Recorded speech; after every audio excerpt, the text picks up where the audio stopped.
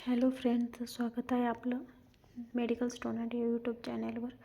तर आज आपण GNM first year community health नर्सिंगचा टिपालिहाचा रेफरल सर्व्हिस संदर्भ सेवा हे बघणार आहोत. तर 5 मार्काला विचारला जाणारा प्रश्न आहे हा. आता 2025मध्ये एक्झाम झाली होती तेव्हा हा टिपालिहामध्ये विचारला गेला होता प्रश्न. ठीक आहे, चला तर मग सुरुवात करूया. सामुदायिक आरोग्य परिचर्यामधील रेफरल सेवा. रेफरल सर्व्हिस सामुदायिक आरोग्य परिचर्या कम्युनिटी हेल्थ नर्सिंगमध्ये रेफरल सेवा किंवा संदर्भ सेवा ही एक अत्यंत महत्त्वाची आणि मूलभूत संकल्पना आहे. याचा अर्थ असा की जेव्हा समुदाय स्तरावर, उदाहरणार्थ गावातील आरोग्य कर्मचारी किंवा प्राथमिक आरोग्य केंद्रात उपलब्ध संसाधने, उपकरणे किंवा कौशल्याच्या पलीकडची वैद्यकीय स्थिती उद्भवते, तेव्हा रुग्णाला अधिक चांगल्या सुविधा असलेल्या उच्च पातळीच्या आरोग्य संस्थेकडे पुढील उपचारांसाठी पाठवणे. ठीक आहे, तर एखादं हॉस्पिटल आहे किंवा गावातलं एखादं हॉस्पिटल आहे ज्यामध्ये आपण एका रुग्णाला घेऊन गेलो आहे, पण तिथे ती सेवा उपलब्ध नाही आहे किंवा त्याच्या जे काही टेस्ट करायचे असतील त्या जर तिथे त्याची सुविधा नसेल, तर ते आपल्याला पेशंटला दुसऱ्या हॉस्पिटलमध्ये, उच्च स्तरावरच्या हॉस्पिटलमध्ये घेऊन जायला सांगतात. तर त्यालाच आपण रेफरल सेवा असे म्हणतो. ही एक द्विमार्गी प्रक्रिया, 2 वे प्रोसेस आहे, ज्यामध्ये रुग्णाला पाठवले जाते आणि उपचारानंतर परत पाठवणाऱ्या आरोग्य कर्मचाऱ्याला पुढील देखभालीसाठी माहिती दिली जाते. जर आपण एखाद्या पेशंटला घेऊन गेलो आहेत समोर, आपण ॲज अ स्टाफ म्हणून त्या हॉस्पिटलमध्ये आहेत, ॲज अ नर्स म्हणून आहेत, जर आपण त्या पेशंटला रेफर करून दुसऱ्या हॉस्पिटलला घेऊन गेलो आहेत, तर त्याच्यानंतर आपण जे काही त्याच्यावर उपचार केले आहेत पहिल्या हॉस्पिटलमध्ये, त्या सर्व माहिती आपल्याला पुढच्या स्टाफला देणे गरजेचं आहे, जेणेकरून त्यांना पुढील उपचारासाठी सोयीस्कर होतात सगळ्या गोष्टी. ठीक आहे, तर रेफरल सेवेचे उद्दिष्टे बघा. सामुदायिक आरोग्य परिचारिकाचा मुख्य उद्देश रुग्णांना गरजेनुसार योग्य आणि सर्वसमावेशक काळजी मिळवून देणे हा असतो. रुग्णाला त्याच्या गरजेनुसार योग्य आरोग्य सेवा मिळवून देणे, उपलब्ध आरोग्य संसाधनाचा कार्यक्षमतेने वापर करणे, रुग्णाची स्थिती गंभीर होण्यापासून रोखणे आणि वेळेवर तज्ज्ञांचे मार्गदर्शन मिळवणे, काळजीची निरंतरता, कंटिन्यूम ऑफ केअर सुनिश्चित करणे. तर हे पेशंट ओळखणे खूप गरजेचं असतं. यामध्ये एखादा पेशंट खूप सिरियस असेल आणि आपल्या हॉस्पिटलमध्ये जर त्याची व्यवस्था होत नसेल, तर पेशंटला रेफर करणे हे अत्यंत गरजेचं असते. चला तर भारतातील आरोग्य सेवा स्तर आणि रेफरल प्रणाली बघूया. भारतातील सार्वजनिक आरोग्य प्रणाली एका उतरंडीप्रमाणे काम करते, जिथे प्रत्येक स्तर पुढील स्तरासाठी रेफरल युनिट म्हणून काम करतो. तर आता 1 नंबर आहे गाव पातळी, विलेज लेवल.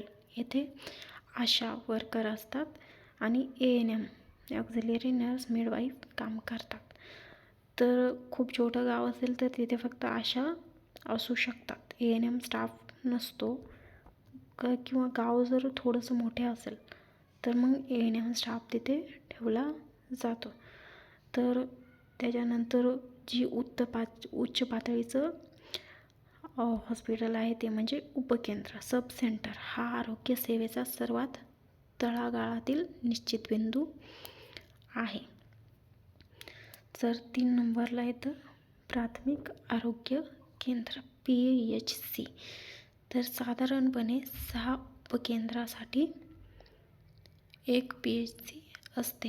हे पहिले referral unit, first referral unit नसते, परंतु ते रुग्णांना पुढील स्तरावर पाठवते.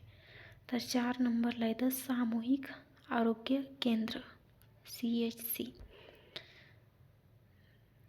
तर PHC पेक्षा हे काय मोठे असते.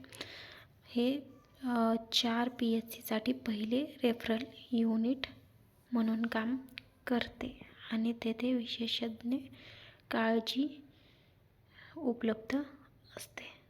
तर 5 नंबरला येतो जिल्हा रुग्णालय डिस्ट्रिक्ट हॉस्पिटल. हे पुढील उच्च पातळीचे रेफरल केंद्र आहे.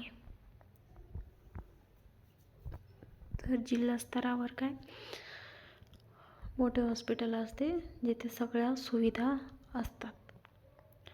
तर बघा सामुदायिक आरोग्य परिचारिकेची भूमिका. तर नर्सची भूमिका बघूया आपण. रेफरल प्रक्रियेमध्ये सामुदायिक आरोग्य परिचारिका CHN किंवा आरोग्य कार्यकर्ता महत्त्वाची भूमिका बजावतात. तर 1 नंबर आहे गरज ओळखणे. रुग्णाच्या लक्षणांचे निरीक्षण करून आणि माहिती गोळा करून त्याला रेफरलची गरज आहे की नाही हे ओळखणे.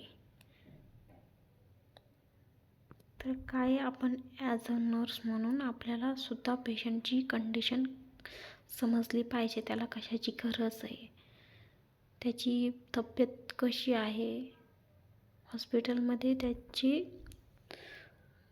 इलाज होऊ शकतो की नाही हे कळणं गरजेचं असतं.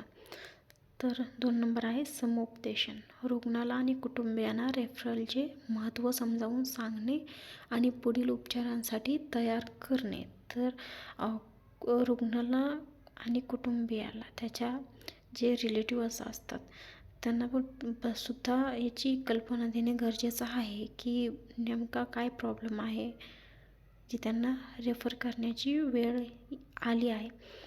तर 3 नंबर आहे मदत करणे. वाहतुकीची व्यवस्था करण्यास मदत करणे. उदाहरणार्थ जननी सुरक्षा योजनेअंतर्गत आवश्यक कागदपत्रे आणि नोंदी तयार करणे. तर आपल्याला जर एखाद्या रुग्णाला रेफर करायचं आहे तर सगळे कागदपत्र त्याच्यासोबत देणे गरजेचं आहे, त्याच्या नोंदी देणे गरजेचं आहे. त्याच्यासोबत आपण काय प्रोसिजर केली आहे ते सुद्धा नोंदीमध्ये लिहिणे गरजेचं आहे.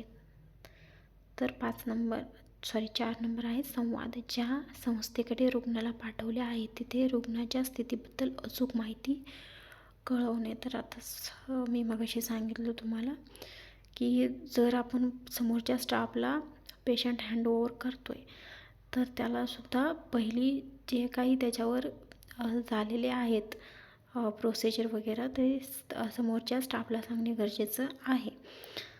आणि लास्ट आहे पाठपुरावा फॉलोअप. तर फॉलोअप उच्च केंद्रातून उपचार घेऊन परत आलेल्या रुग्णाची घरी समाजात जाऊन पुढील काळजी घेणे आणि सूचनांचे पालन होत आहे का हे पाहणे. ठीक आहे.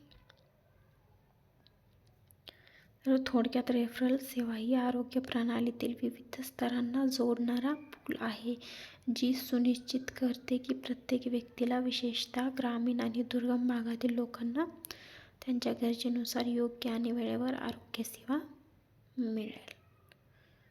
ठीक आहे. तर चला आपला इथं प्रश्न संपला आहे. तर व्हिडिओ आवडल्यास नक्की लाईक, शेअर आणि सबस्क्राईब करा.